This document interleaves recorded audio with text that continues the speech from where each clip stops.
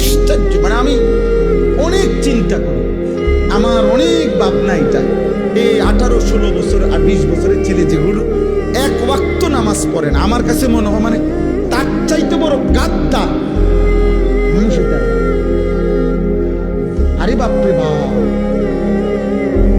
তার মতো নিকৃষ্ট গাদ্দার, কারণ এতে শক্ত গাদ্দার, কারণ তার চারিদিকে ইসলাম আর পরিবেশ, মসজিদ, মাদ্রাসা, তার বংশের ফ্যামিলির, তার আত্মীয় স্বজনের অগণিত ব্যক্তি নামাজ পড়ে।